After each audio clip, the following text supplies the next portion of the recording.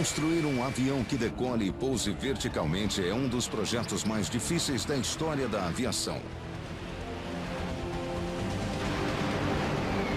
Essas máquinas desafiam a lei da gravidade e são, elas próprias, o desafio máximo para os pilotos de provas.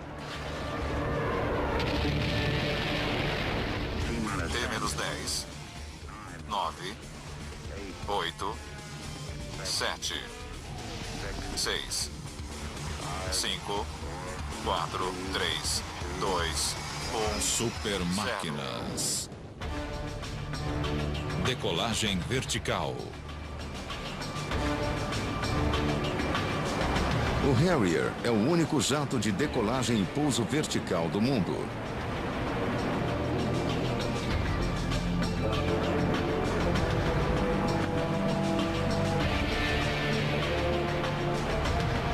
Como uma enorme ave de rapina, ele paira no ar. E só é pilotado pelos melhores. Na primeira vez em que pairei num Harrier, eu podia jurar que estava pendurado por um guindaste, porque foi uma sensação muito estranha ficar parado a 15 metros de altura, sem movimento. O Harrier consegue descer num espaço do tamanho de uma quadra de tênis.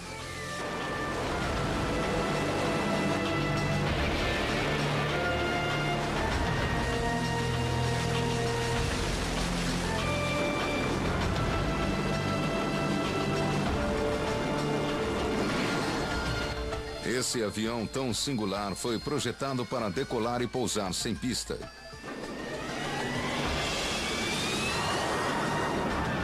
O Harrier combina o que há de melhor nos aviões e nos helicópteros. Os helicópteros decolam e pousam em qualquer lugar, mas eles não atingem grandes velocidades. O atual recorde de velocidade no ar em helicóptero é de um Lynx, 400 km por hora. Mas o Harrier chega a fazer 1.175 km por hora. Para os pilotos, é o máximo da emoção. Pilotar um Harrier é empolgante, porque é uma aeronave difícil que só os melhores pilotam. Os Harriers são pilotados pelos melhores aviadores ingleses e norte-americanos. Pilotar um é uma emoção. Eu não sei por que todos os garotos de 10 anos de idade não querem fazer o que eu faço.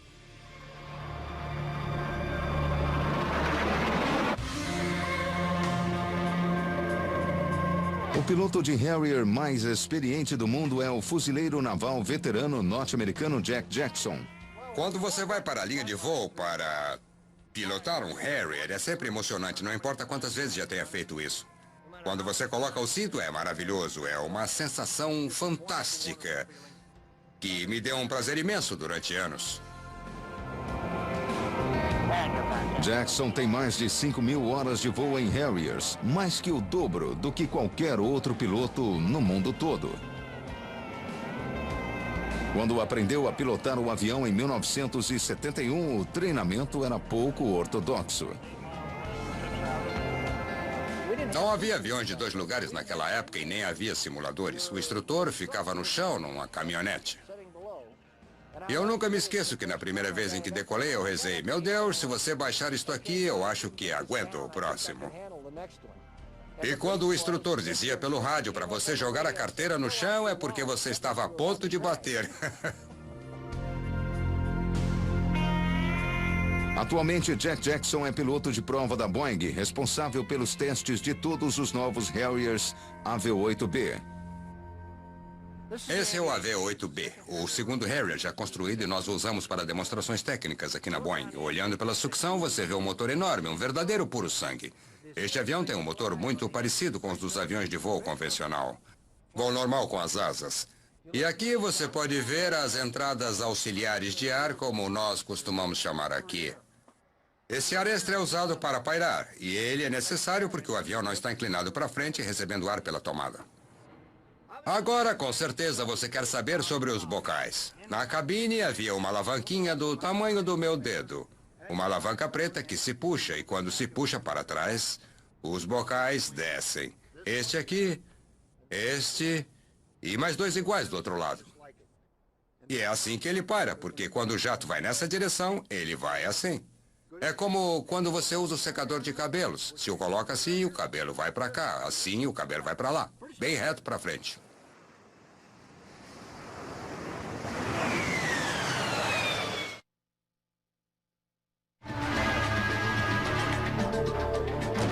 Eu gosto muito mais deste avião do que de qualquer outro que eu já pilotei. E eu já pilotei muitos. Mas eu gosto dele porque é diferente. É como um carro esporte, em que tudo se encaixa ao redor. Ele é manobrável e tem muitos recursos. Faz várias coisas convencionais e ainda pousa no seu quintal. Por isso eu gosto dele.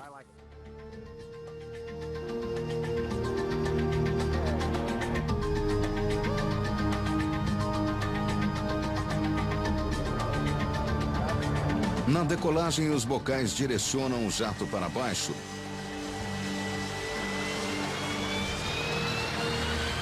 Quando a aeronave sobe, Jackson gira os bocais para voar na horizontal.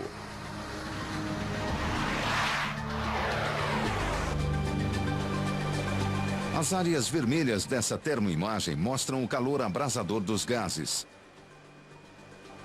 11 toneladas de impulso erguem as 7 toneladas do Harrier, numa reta vertical.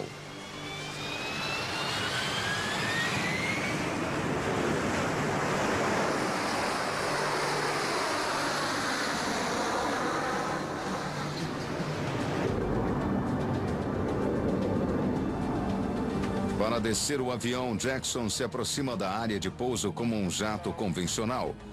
E então gira os bocais do jato, apontando-os diretamente para o chão.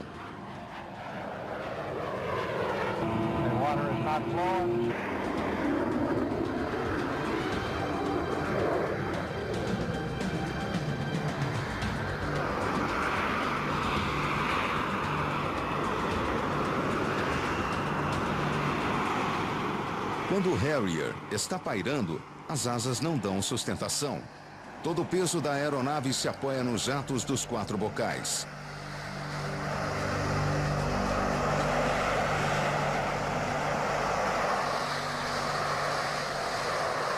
Como não há vento passando sobre as asas, como nos aviões convencionais, é preciso um controle adicional de voo. Esses controles de voo são dutos de jato. E eles ficam bem aqui, nas pontas das asas. Tem um no nariz, um na ponta de cada asa e um na cauda. E quando eles se movem, ajudam a movimentar o avião quando ele está pairando. E é assim que ele paira, e é assim que ele vira parado, se inclina e gira de um lado para o outro.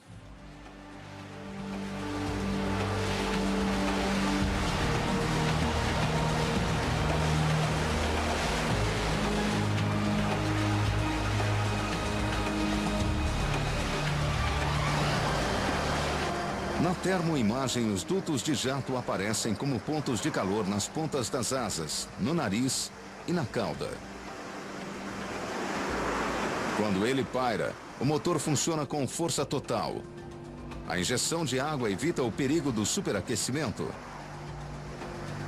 Como leva apenas 570 litros de água a bordo, o Harrier pode pairar no máximo 90 segundos.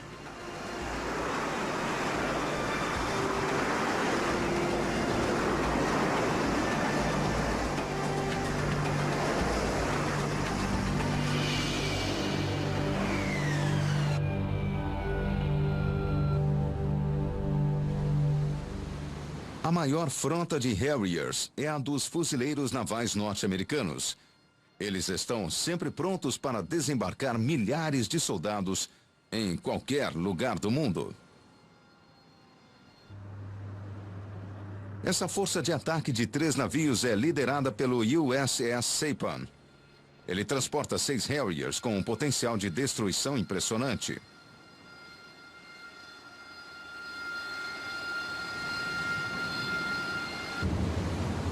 Os fuzileiros estão prontos para um exercício de ataque anfíbio no litoral da Carolina do Norte. Os pilotos dos Harriers vão dar suporte aéreo a curta distância das tropas. Ficamos no convés de prontidão, esperando a chamada para decolar se eles precisarem. Com 6 aviões a bordo, praticamente podemos ter sempre 2 no ar. E assim damos um suporte aéreo de curta distância, quase que contínuo para os fuzileiros que estão desembarcando. Artilheiros da equipe de desembarque apanhem a munição e prossigam para seus postos. Guarnecer todos os postos de artilharia de 25 milímetros e calibre 50. Saipan, preparar para embarque. Para chegar o mais perto possível da costa, o USS Saipan tem um quarto do tamanho dos grandes porta-aviões. O convés de voo tem apenas 250 metros de comprimento e só existe um avião capaz de decolar dali, o Harrier.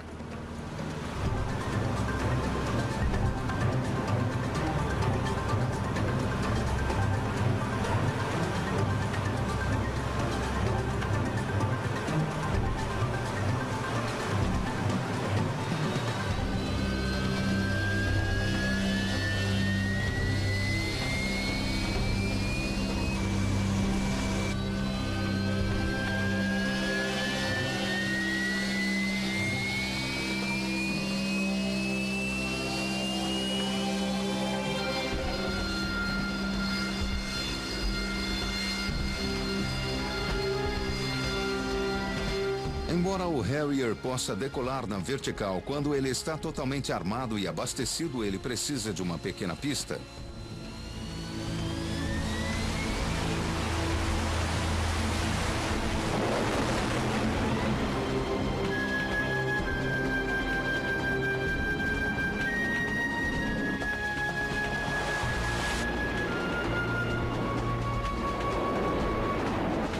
Alguns minutos depois, os lanchões de desembarque anfíbio são lançados pela popa. Neles, segue a primeira leva de fuzileiros cuja tarefa é estabelecer a cabeça de praia.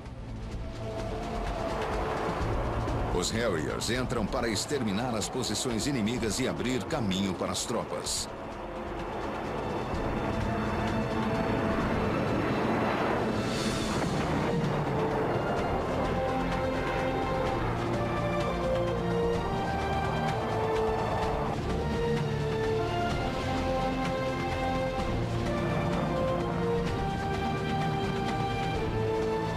Um dos primeiros a chegar com as forças terrestres é um experiente piloto de Harrier que vai se manter em contato pelo rádio com os pilotos no ar. É ele quem vai coordenar o apoio aéreo. 305, 345... Avise quando estiver pronto, senhor. Como é aviador, ele consegue enxergar e entender o que nós, os pilotos, estamos fazendo quando vamos em direção a um alvo. Pela própria natureza da missão, que é o suporte aéreo de curta distância, estaremos usando munição ativa muito perto dos nossos soldados. O piloto instrui os soldados em terra para que apontem um raio laser no alvo no qual se travam as armas do Harrier. Temos 600, 2 tanques a céu aberto. Mike, go. 635, 938.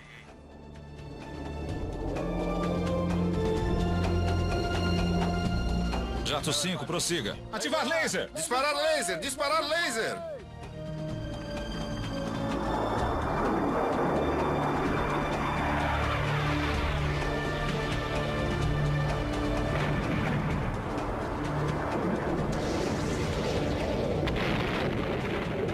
Os jatos de decolagem vertical são extremamente robustos. Eles pousam em quase qualquer lugar. A vantagem é que podemos agir antecipadamente, pousar em estradas e usar qualquer tipo de combustível. Se houver alguém para colocar bombas no avião, nós decolamos novamente e voltamos à luta em questão de minutos, não de meia hora. Ao final de cada missão, eles enfrentam o desafio de pousar no porta-aviões.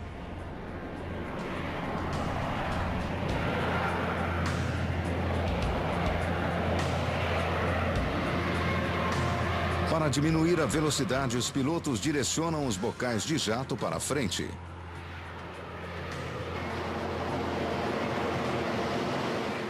Quando se aumenta a potência e gira os bocais para frente, a velocidade cai rapidamente, baixa de 900 para 180 km por hora em segundos. E você sente o repuxo, o efeito é sensível. O único local de pouso é uma pista que está em constante movimento. Quando você está fixo, pairando, os dutos de controle no nariz, nas pontas das asas e na cauda do avião funcionam como estabilizadores, enquanto os 4 bocais principais fornecem um impulso.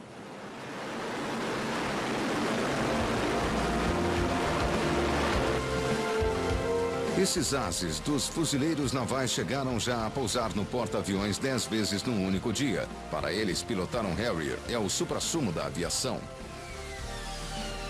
Não consigo imaginar outra coisa, nem acredito que me pagam para fazer isso. É bem aqui que eu trabalho e não me imagino fazendo qualquer outra coisa.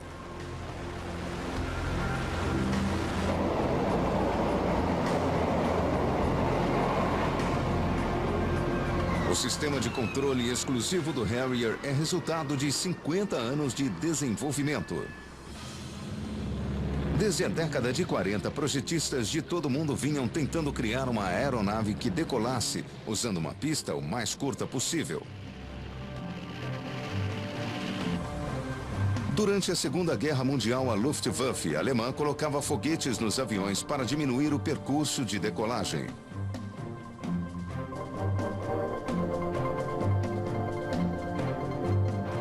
Depois da guerra, os militares norte-americanos copiaram a ideia. A grande vantagem era que as aeronaves poderiam decolar mesmo se as pistas fossem destruídas. Mas elas ainda precisavam de uma pista para pousar.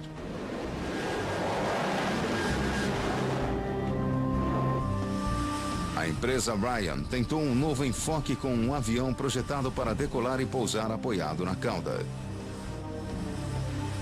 O Vertijet usava todo o impulso do motor para subir e depois inclinava-se em voo convencional.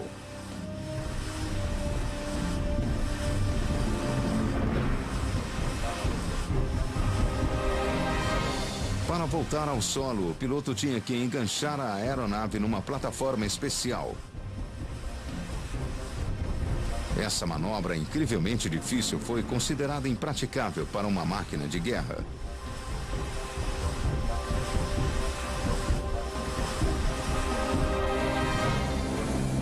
A primeira aeronave convencional que decolava e pousava na vertical foi o Bell X-14.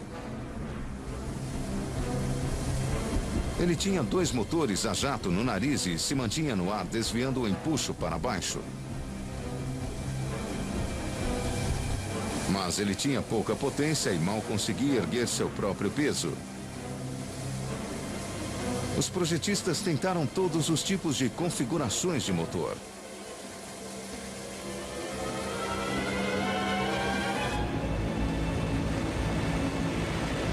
Já o problema do Hummingbird era que seu sistema de sustentação era enorme. Ele ocupava toda a fuselagem e era pesado demais para ser eficiente.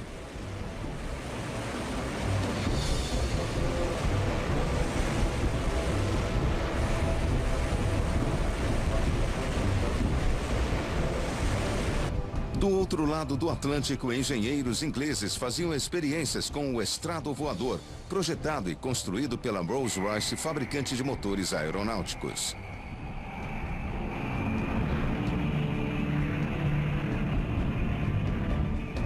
O estrado voador tem 2 motores Rolls-Royce em horizontais e opostos, um em cada extremidade da estrutura. Os jatos dos motores seguem um trajeto de 90 graus de forma que a descarga de ambos é vertical, na direção do solo e abaixo do centro de gravidade.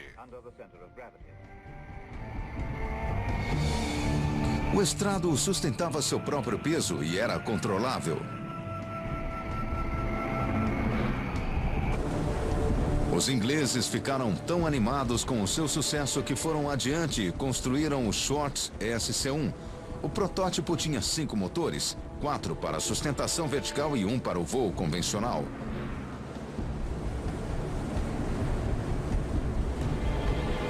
Mas o SC-1 ainda era pesado demais. Ele era incapaz de transportar armas e desenvolver velocidade. Os franceses deram um passo à frente e produziram o Balzac, um avião de decolagem e pouso vertical com 9 motores. O Balzac foi projetado para ser supersônico, mas nunca o foi. O monstruoso jato era difícil de manobrar e teve 2 acidentes fatais antes que fosse abandonado. Todos haviam tentado e falhado. Finalmente, foi um engenheiro francês independente quem teve a ideia que levaria a um verdadeiro avanço no voo vertical. O conceito brilhante de Michel Vibeau era usar um único motor tanto para o voo vertical quanto para o horizontal. No início, seus planos radicais foram rejeitados por governos do mundo todo. Até que um engenheiro inglês, Gordon Lewis, percebeu o seu potencial. Imaginando 4 bocais apontando para baixo ou para trás, você tem uma ideia do que consistia a máquina de Weibull. Meus colegas e eu percebemos que, embora fosse um equipamento terrivelmente complicado, ele incorporava um princípio muito importante. A disposição de motor que ele visualizou permitia direcionar o impulso para baixo na decolagem e no pouso vertical, horizontalmente para a propulsão normal, e em qualquer sentido entre os dois. Weibull imaginou um motor acionando 4 hélices individuais. Gordon Lewis simplificou o desenho de Weibull. Ele tirou as hélices e direcionou os gases através de 2 bocais móveis. O projetista de aviões Ralph Hooper queria mais sustentação e maior estabilidade, e por isso direcionou os gases através de 4 bocais. Depois de, creio que 3 tentativas sem sucesso de construir o avião, eu estava meio infeliz olhando a planta em perspectiva daquela coisa, pensando em abandonar o projeto e voltar a fazer o que eu devia estar fazendo. De repente, me veio a ideia óbvia de dividir a extremidade traseira do motor de forma semelhante à dianteira. E, como todas as ideias, ela se tornou óbvia depois que surgiu, mas foi um grande alívio quando isso aconteceu. Percebendo que tinha resolvido o problema, Hooper prosseguiu no desenho da estrutura para abrigar o motor e os bocais. Trabalhando juntos, Hooper e Lewis finalmente produziram o primeiro protótipo do Harrier.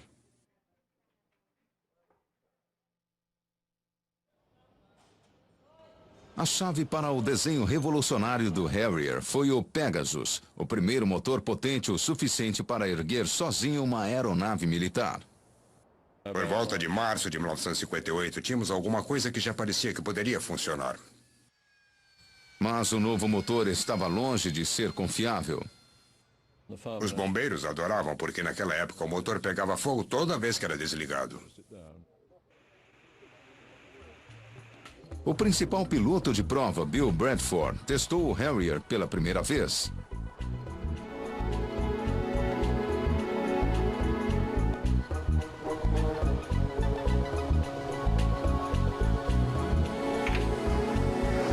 Nos primeiros testes, o avião ficava amarrado e o motor mal gerava impulso suficiente para erguê-lo do chão.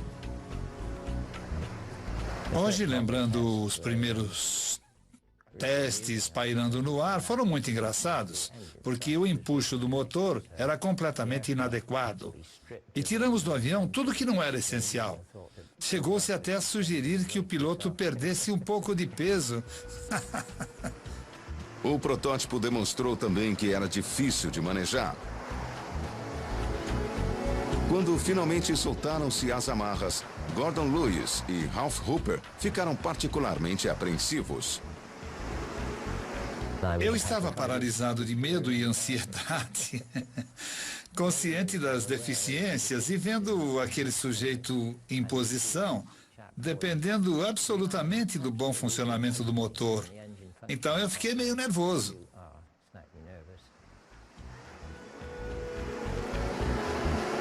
Eu fiquei feliz quando o piloto reduziu e colocou o avião no chão novamente. Mesmo assim, funcionou. Apenas 3 anos depois dos primeiros desenhos, o Harrier nasceu. Para o piloto de prova perito John Forley, ele era difícil de controlar. No início, para pilotar aquele avião, era preciso mais habilidade do que eu tinha. Eu não gosto de depender da sorte. Sempre que eu saía da cabine, ficava aliviado de não ter quebrado a máquina. Quase ao final da demonstração, acontece um problema. No começo, o Harrier era imprevisível. Azar da Inglaterra.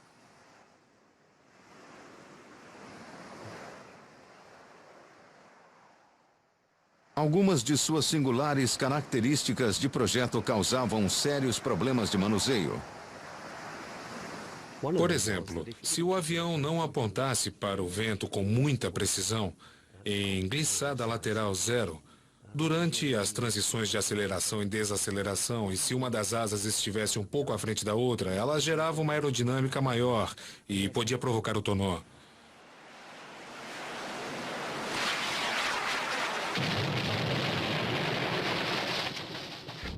Era um aviãozinho desajeitado e grosseiro, mas as possibilidades que se abriam eram espantosas.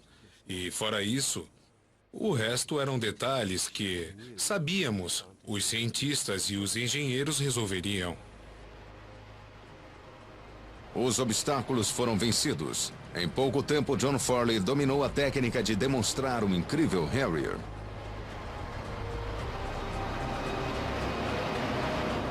Houve um dia em 1969 em que eu achei que nós realmente tínhamos um avião. Não um avião que você tivesse medo de estragar, mas um bom avião, que faria o que tivesse que fazer e que fosse realmente uma máquina de combate eficiente.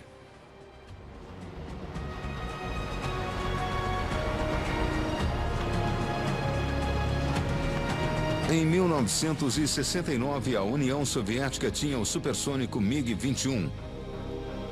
A Força Aérea Inglesa queria caças que pudessem pelo menos equiparar-se ao MiG em velocidade.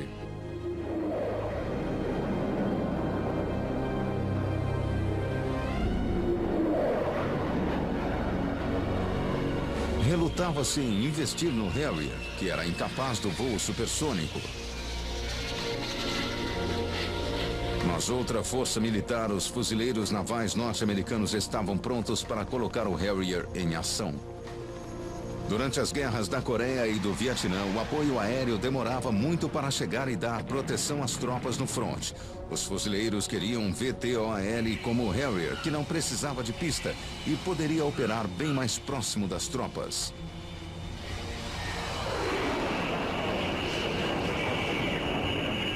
Há muito tempo, os fuzileiros queriam um VTOL. Alguns pilotos foram até lá testá-lo e, quando voltaram, convenceram seu comandante de que poderia dar certo. Os fuzileiros queriam adequar o Harrier às suas necessidades especiais. O desempenho não era exatamente o que nós queríamos. Quando eu voltei e disse isso ao meu chefe, ele respondeu: Ed, você não entendeu. O avião é perfeito. Depois que nós o conseguirmos, vamos modificá-lo. E foi isso que aconteceu. Em 1971, a Inglaterra fabricou 100 Harriers para os fuzileiros navais norte-americanos. Eles entraram em serviço assim que foram entregues.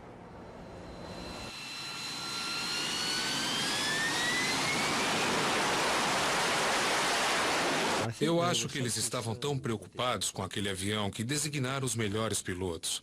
Cerca de 25% daquele primeiro esquadrão eram de pilotos de prova graduados. Não houve um único acidente nos 2 primeiros anos, absolutamente nenhum. E então eles designaram pilotos jovens, principalmente os de helicóptero, porque como aquela coisa pairava, parecia certo usar pilotos de helicóptero, só que eles não tiveram dificuldades para pairar. Mas colidiam em morros a 1000 por hora em baixa altitude porque não conseguiam dominar os jatos velozes.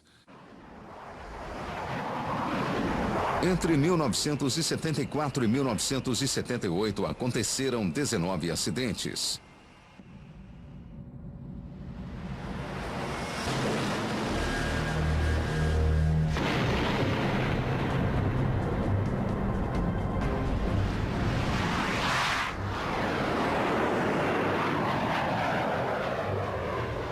Foi no auge da Guerra Fria que os ingleses perceberam que a sua própria invenção poderia ser útil no apoio às tropas da linha de frente na Alemanha.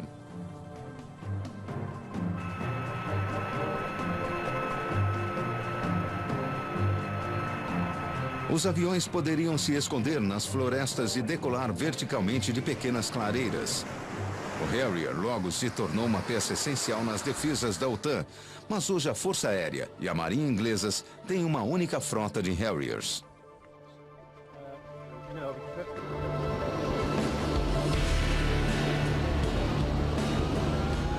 Aqui na Escócia, eles estão em treinamento para pouso e decolagem vertical de qualquer lugar, em qualquer condição.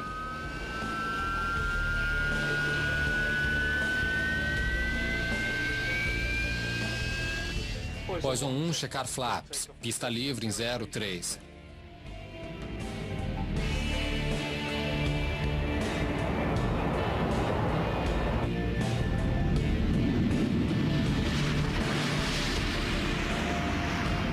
Poison 2, checar flaps. Pista livre em 30.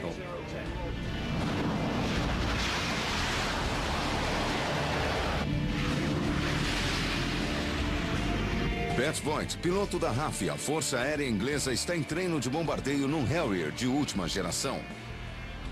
Ele é emocionante de pilotar, além de ter muitos recursos operacionais. Ele acerta os alvos com muita precisão. O principal papel do Harrier na RAF é o ataque terrestre.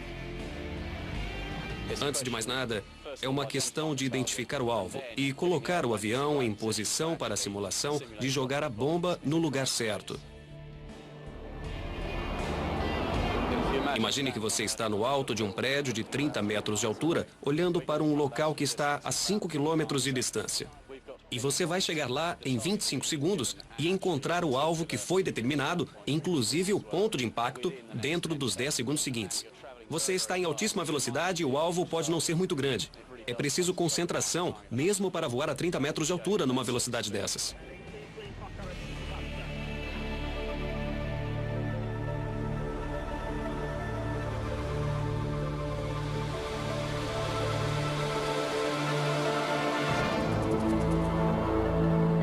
A força de ataque inglesa combina a agilidade ar-ar do Sea Harrier com a precisão milimétrica do Harrier de ataque terrestre da RAF.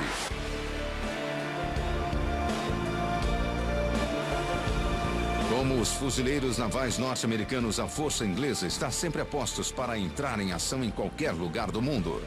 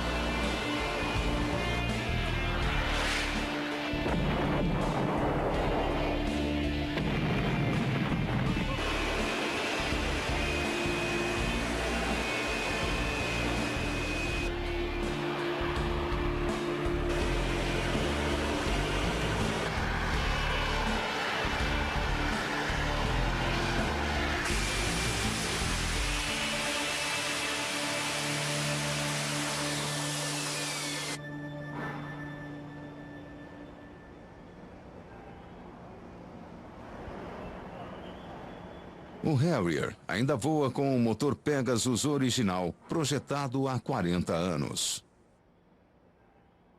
Cada motor ainda é feito à mão, na mesma fábrica na Inglaterra.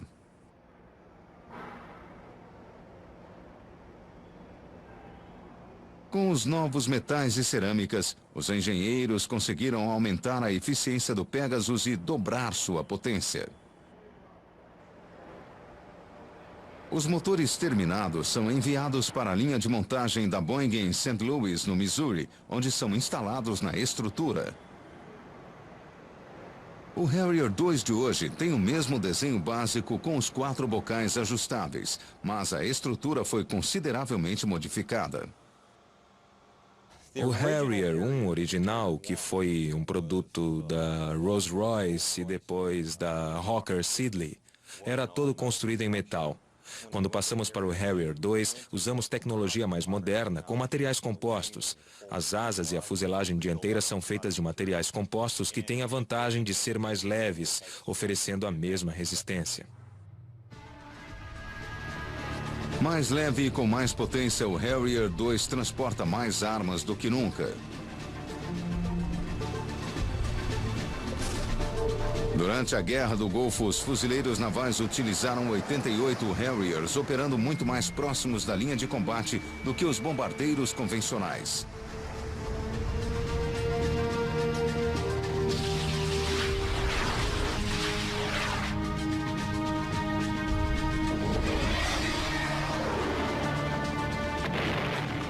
Os Harriers ingleses entraram em ação também nos céus do norte do Iraque, em Kosovo e na Bósnia.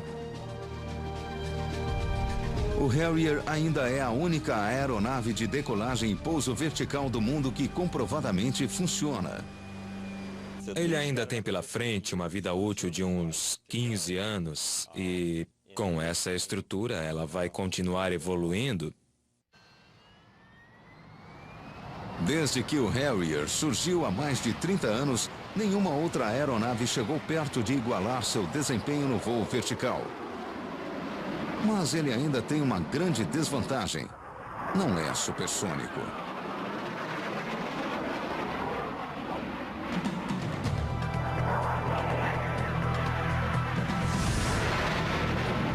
Futuramente, o Harrier deve ser substituído por um novo avião, o Joint Strike Fighter.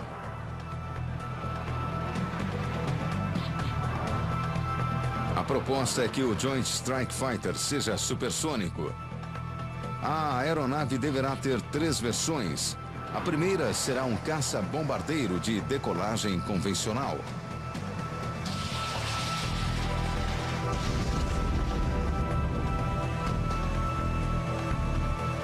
A segunda será projetada para decolar de forma convencional num porta-aviões.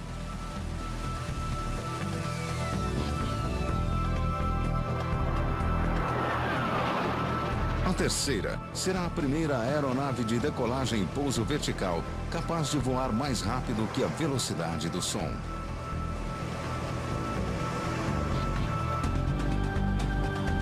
Dos 3, o mais difícil de projetar é o VTOL supersônico que vai substituir o Harrier. Foi um desafio tecnológico enorme chegar a um avião que decola e pousa na vertical, e por isso o único que existe é o Harrier. Praticamente todos os que já tentaram falharam. E o novo Joint Strike Fighter vai precisar de muito mais potência. Essa geração será de aviões maiores e mais pesados do que os Harriers atuais, e o principal motivo é colocar no caça mais equipamento, permitindo que ele participe de missões mais versáteis. E para fazer decolar verticalmente um avião mais pesado, o sistema de propulsão teve que aumentar. 2 empresas, a Lockheed Martin e a Boeing, estão competindo pela construção do Joint Strike Fighter. Esse será o maior contrato de construção de aeronave militar de todos os tempos. Os 2 projetos concorrentes são muito diferentes, mas uma coisa eles têm em comum: os controles de voo computadorizados que tornaram os novos aviões muito mais fáceis de pilotar do que o Harrier. No Boeing, os sistemas de controle estão sendo testados num simulador pelo ex-fuzileiro e piloto de Harrier, Dennis O'Donoghue. Nós realmente projetamos o avião para que ele tenha o que chamamos de manuseio despreocupado. Se o piloto soltar o manche quando estiver pairando, a aeronave se estabiliza sozinha até que o piloto volte a assumir o comando. Eu me lembro que nas primeiras vezes em que pilotei um AV-8, eu não tirava a mão do manche. É uma diferença enorme. Os computadores do Joint Strike Fighter poderão assumir muitas das funções básicas do piloto. E quando eu manobro para pousar no navio, não importa o ímpeto de arfada ou tonô, o sistema de controle de voo continua ajustando o motor para manter o voo nivelado. E se eu tiro a mão do manete, ele continua descendo naquele ritmo até o pouso.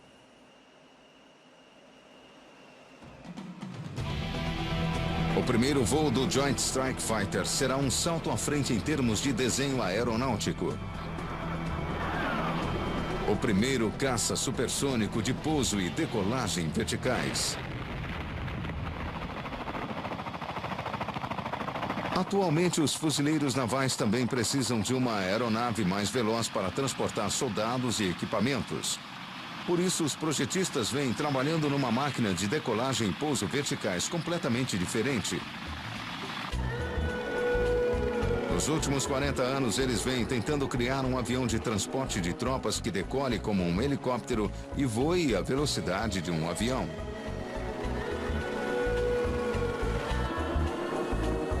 Para Parece simples, mas na prática é extremamente difícil.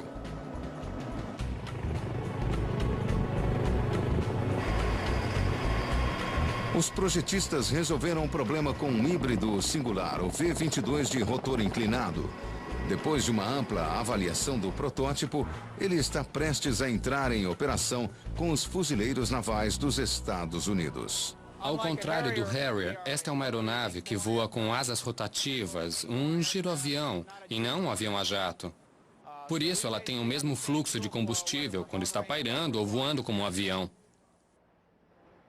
A aeronave foi projetada para levar tropas e equipamentos à linha de frente.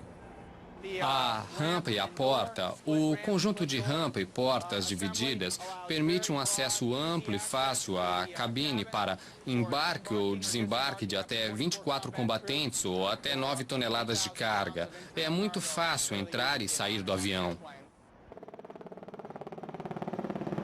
Na decolagem, os rotores das hélices erguem o V-22 como um helicóptero.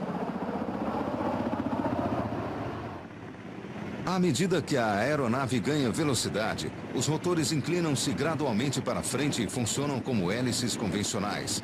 No voo horizontal, as asas dão 100% de sustentação. Com uma velocidade máxima de 490 km por hora, o V-22 voa muito mais rápido e vai muito mais longe do que qualquer helicóptero.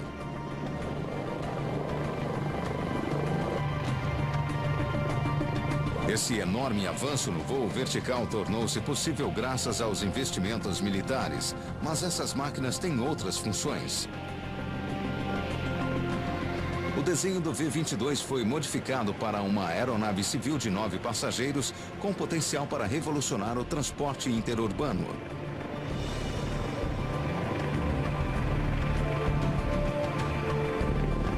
O avião poderia decolar e pousar no coração das cidades e seria mais rápido do que qualquer helicóptero.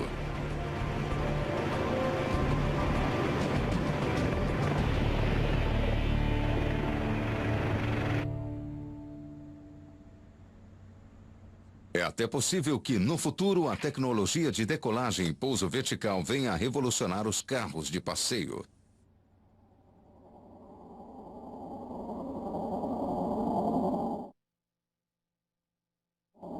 O Dr. Paul Moller projetou um carro voador de decolagem vertical.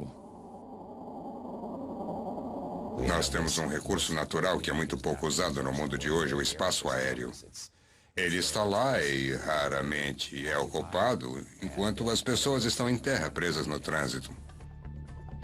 As pessoas sonham com carros voadores há anos. O Dr. Moller começou a realizar seu sonho há mais de 40 anos.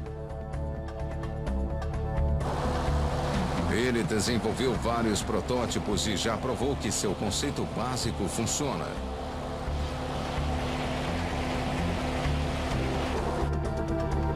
Para o carro voador do futuro do Dr. Moller, você não vai ter que aprender a pilotar. O computador é que pilota para você. Você não vai ser o piloto, vai ser um passageiro. Você vai subir a bordo, escolher o seu destino e ele vai levá-lo até lá e colocá-lo no chão.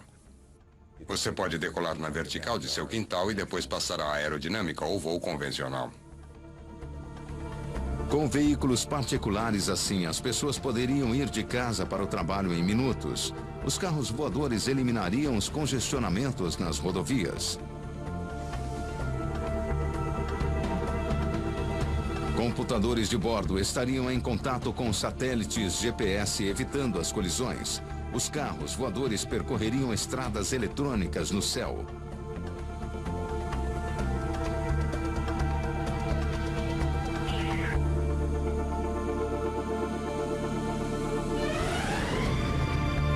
Nos últimos 50 anos, houve dezenas de tentativas de se produzir uma aeronave de decolagem e pouso vertical definitiva. O cálice sagrado dos projetos aeronáuticos. Só uma aeronave obteve sucesso em ação. O jato de pouso e decolagem vertical, Harrier.